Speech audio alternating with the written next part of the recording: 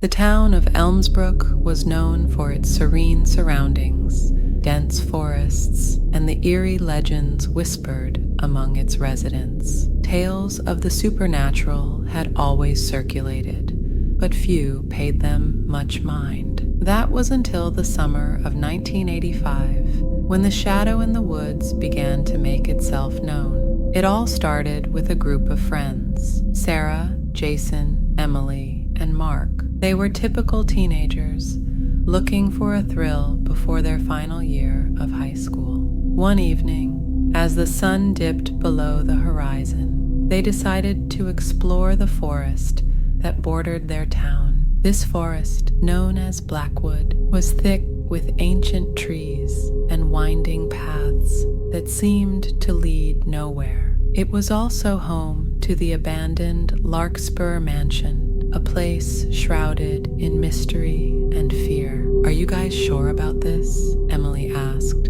her voice trembling slightly. She was the most hesitant of the group, always cautious, always sensible. "Come on, Em, it's just a house," Jason said, trying to sound brave. "Plus, it's almost Halloween. We need a good scare." "Yeah, and who knows? Maybe we'll see a ghost," Sarah added with a grin. Mark remained silent, but his eyes gleamed with excitement. They reached the edge of the forest just as twilight faded into night. The air grew colder, and an uneasy silence fell over the group. The path to Larkspur Mansion was overgrown, barely visible under the moonlight filtering through the canopy. With each step, the forest seemed to close in around them, the trees casting long, menacing shadows. "Let's stick together," Mark suggested, breaking the silence. "We don't want to get lost out here." They walked for what felt like hours,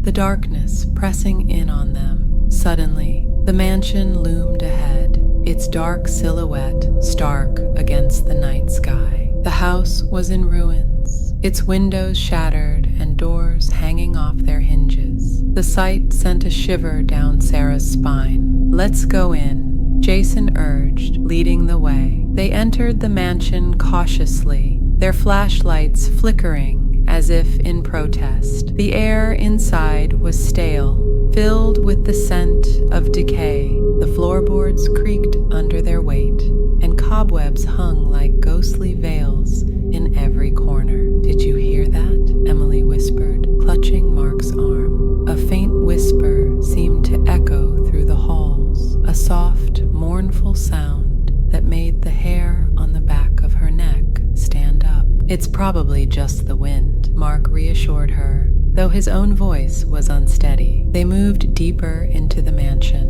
exploring room after room. In what seemed to have been a study, they found a dusty old book lying open on a desk. Curious, Sarah picked it up and read the faded inscription. "Beware the shadow that walks in the woods, for it seeks the souls of the living to join its eternal darkness." "Guys, I don't like this," Sarah said, closing the book. "Maybe we should leave." Before anyone could respond, a loud crash echoed through the house. The group froze, their flashlights darting around wildly. "Did you see that?" Jason asked, his voice barely above a whisper. In the beam of his flashlight, they saw it, a dark, humanoid figure standing in the doorway, its eyes glowing a sinister red. "Run!" Mark shouted, and they bolted from the room. They sprinted down the hall, but the mansion seemed to twist and turn, the corridors endless and disorienting.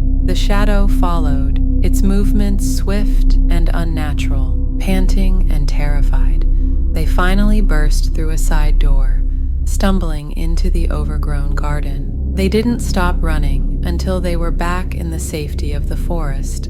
The mansion, a distant, haunting memory. "We need to tell someone about this," Emily gasped, trying to catch her breath. "That thing, it wasn't human." "Who's going to believe us?" Jason said, his face pale. "They'll think we're crazy." "We know what we saw," Sarah insisted. "We can't just ignore it." The next morning, they went to the local library to research the mansion's history. They found an old newspaper article from 1925. It told of a man named Harold Larkspur, a recluse who was obsessed with dark magic and the occult. According to the article, Larkspur disappeared under mysterious circumstances, and his mansion was abandoned soon after. Locals claimed his spirit lingered, bound to the shadow he had conjured. Determined to put an end to the terror, they sought out Miss Agnes, the town's oldest resident and a known historian of Elmsbrook's darker past. She listened intently as they recounted their experience, her eyes growing wide with fear. "The shadow in the woods is no ordinary ghost," Miss Agnes said gravely. "It's a manifestation of Larkspur's dark soul, cursed to wander the forest and the mansion, seeking to claim more souls to strengthen its power." "How do we stop it?" Mark asked, desperation in his voice. "There's only one way," Miss Agnes replied. "You must find the source of its power, a talisman hidden somewhere in the mansion. Destroy it, and the shadow will be banished forever." Armed with this knowledge, the group prepared to face the shadow once more. They gathered supplies, flashlights, matches, and a map of the mansion Miss Agnes had drawn for them.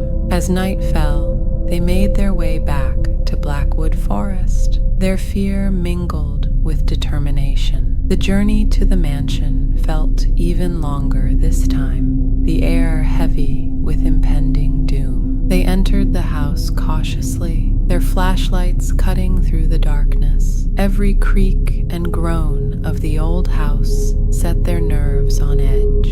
In the study, they began their search for the talisman. Hours seemed to pass with no luck, their frustration growing. Just as they were about to give up, Emily noticed a loose floorboard under the desk. She pried it open, revealing a small, ornate box. "Is this it?" she asked, holding it up. "Only one way to find out," Jason said, opening the box. Inside lay a dark crystal, pulsating with a sinister energy. "This must be it," Mark said, taking the crystal. "Now, how do we destroy it?" "Fire," Sarah suggested. "It's the only way to cleanse dark magic." They gathered some old books and wooden furniture, creating a makeshift pyre in the center of the room. Mark placed the crystal on top and struck a match. The fire caught quickly, flames licking at the edges of the crystal. For a moment, nothing happened. Then, the crystal began to crack, dark energy seeping out like smoke. Suddenly, the shadow appeared, more menacing than ever. It howled in rage, its red eyes burning with hatred. The friends stood their ground, watching as the crystal shattered, the dark energy consumed by the flames. The shadow let out one final, agonized scream before dissolving into nothingness. The fire died down, leaving only ashes behind. "We did it," Sarah whispered, relief flooding over her. As they left the mansion, the first light of dawn broke through the trees. They walked back to Elmsbrook, their steps lighter, the weight of the night lifted from their shoulders. From that day on, the forest of Blackwood seemed less menacing, the mansion slowly reclaimed by nature. The shadow was gone, and the town of Elmsbrook slept peacefully once more. The friends never forgot their encounter with the supernatural, a story they would carry with them for the rest of their lives. And every Halloween, they would gather to retell their tale, a reminder of the courage they found within themselves and the darkness they had conquered together.